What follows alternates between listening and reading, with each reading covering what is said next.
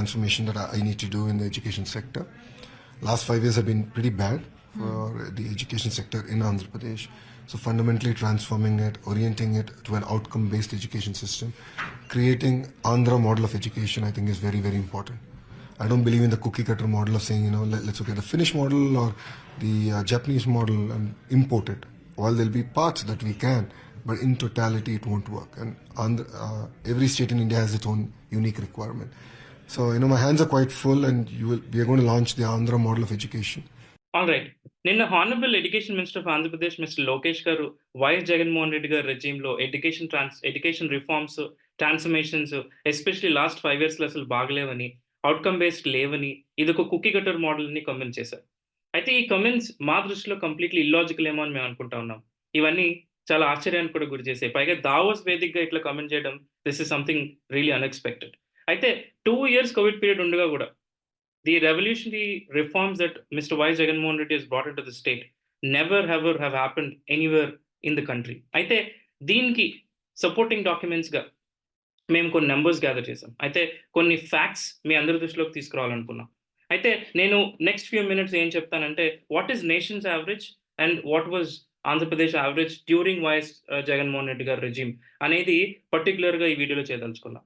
అయితే first to start with, YS Jaganmohan Reddy గారి రెజ్యూమ్లో సుమారు 74,000 కోట్లు ఏపీ ఎడ్యుకేషన్ ల్యాండ్స్కేప్ మీద ఖర్చు పెట్టడం జరిగింది. అంటే this is equal to $9 billion. Never happen in the history of Andhra Pradesh. అంతేకాకుండా nation's average on infrastructure spending, అంటే దేశవ్యాప్తంగా ఒక యావరేజ్ కనుక తీసుకున్నట్లయితే అది 250 నుంచి 300 కోట్లు నేషన్స్ యావరేజ్ అయితే, ఆంధ్రప్రదేశ్ గవర్నమెంట్ 3,000 కోట్లు ఓన్లీ ఇన్ఫ్రాస్ట్రక్చర్ స్పెండింగ్ మీద ఖర్చు పెట్టడం జరిగింది, విచ్ ఇస్ 10 times 10 రెట్లు నేషన్స్ యావరేజ్ కన్నా ఎక్కువ.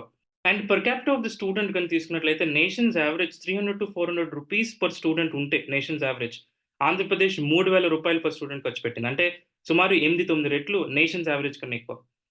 అంతేకాకుండా మిడ్ డే మీల్ ప్రోగ్రామ్స్ కనుక చూసుకున్నట్లయితే నేషన్స్ యావరేజ్ పర్ చైల్డ్ 6 నుంచి 7 రూపాయలు అయితే, ఆంధ్రప్రదేశ్ ప్రభుత్వం జగన్మోహన్ రెడ్డి గారి లీడర్షిప్లో 21 రూపాయలు ఖర్చు పెట్టడం జరిగింది, which is again 3 times more than nation's average. సో పోషకాహారంలో కానీ, వారికి న్యూట్రిషియస్ మీల్ ఇవ్వడంలో కానీ ఆంధ్రప్రదేశ్ తీసుకునే శ్రద్ధ under the leadership of YS Jaganmohan Reddy is 3 times more than nation's average.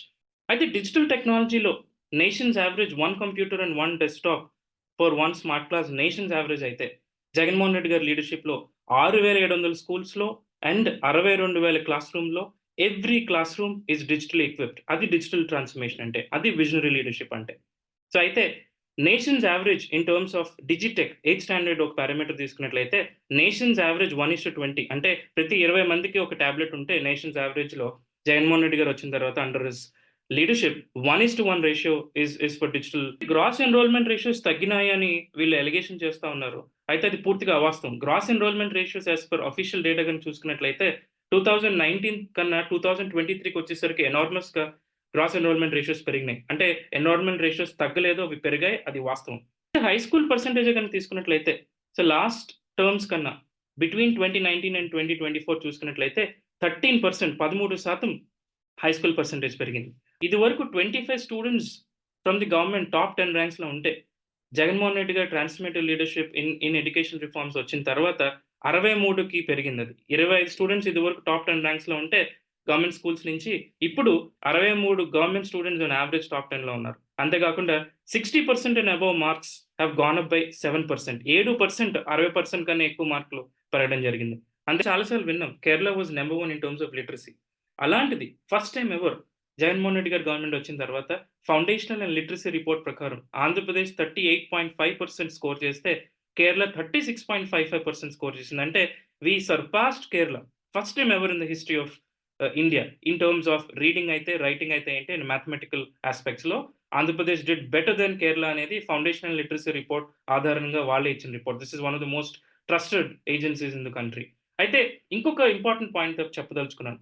3 terms ఇది వరకు చంద్రబాబు నాయుడు గారు ఉన్నప్పుడు Andhra Pradesh always scored the lowest in terms of literacy rate. అయితే ఇది నేను చెప్పేది కాదు, that's what the numbers are actually telling. So అంతేకాకుండా గవర్నమెంట్ స్కూల్స్లో సస్టైనబుల్ డెవలప్మెంట్ గోల్స్లో 10 మంది అండర్ ప్రివిలేజ్ స్టూడెంట్స్ని యునైటెడ్ స్టేట్స్కి పంపించడం, యునైటెడ్ నేషన్స్లో కూర్చోపెట్టడం, వరల్డ్ బ్యాంక్స్లో కూర్చోపెట్టడం, ఇలాంటిది కంట్రీ ఎప్పుడు చూడని వ్యవహారం. So that is that is something a true testimony to why Jagannath Reddy's transformative education policies and his reforms that he brought to the state. So అయితే యూడిఐసి ప్రకారం toilet facilities కూడా ఎనార్మస్గా పెరిగినాయి. Especially girl కేటగిరీలో toilet facilities అధ్వాన్నంగా ఉన్న పరిస్థితి నుండి జగన్మోహన్ రెడ్డి గారి government వచ్చిన తర్వాత ఈ ఈ ఇన్ఫ్రాస్ట్రక్చర్ ట్రాన్స్ఫర్మేషన్లో one of the best in class schools కానీ ఇన్ఫ్రాస్ట్రక్చర్గా డెవలప్ చేయడంతో టాయిలెట్స్ చాలా ఇంప్రూవ్ అయినాయి. This is one very honest fact. Andhra Pradesh education transformation that was introduced by YS Jagannath Reddy was never done in any state across the country. ఇంకా గట్టిగా చెప్పాలంటే this is one of the best reform